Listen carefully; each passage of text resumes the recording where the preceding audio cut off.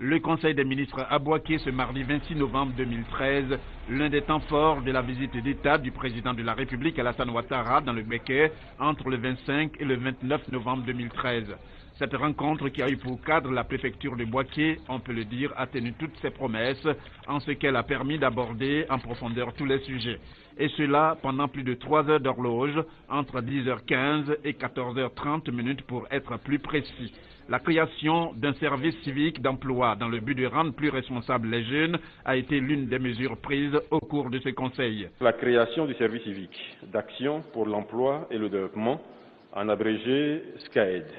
Ce projet vise essentiellement à resocialiser les jeunes sans qualification ou avec une qualification mais sans emploi depuis longtemps, et à faire en sorte qu'il y ait le moins possible de jeunes marginalisés. Il s'agit de faciliter leur insertion professionnelle, leur insertion sociale tout court. C'est une formation, si on peut l'appeler comme ça, qui va se faire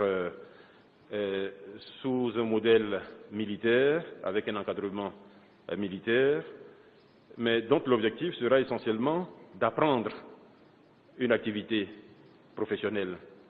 Ça peut être l'activité de mécanique, ça peut être la peinture, ça peut être l'agriculture, ça peut être d'autres activités.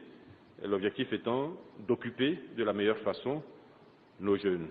Le Conseil, pour ce qui concerne particulièrement Bouaké, a mis l'accent sur la nécessité de la réouverture des structures textiles qui avaient cessé de fonctionner correctement pour cause de crise, notamment Gonfreville, en vue de la relance de l'économie dans la région. Des instructions ont été données par le chef de l'État pour qu'un traitement urgent soit apporté aux questions liées à la filière coton et aux questions en particulier liées à l'économie de la CIDT.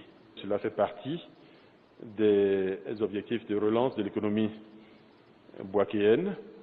Il s'agit de la CIDT, mais il s'agit également de Gonfreville, il s'agit de Trituras et il s'agit de toutes les autres grandes industries qui, anciennement, ont fait la richesse de cette ville de Bouaké. Le Conseil a pris fin par une exposition, toute chose qui a permis au président de la République de se faire une idée sur les grands axes de développement de la ville de Bouaké à l'horizon 2030. L'objectif à terme, au regard des différents projets, étant de permettre à Bouaké de garder son image de ville carrefour de la Côte d'Ivoire par excellence.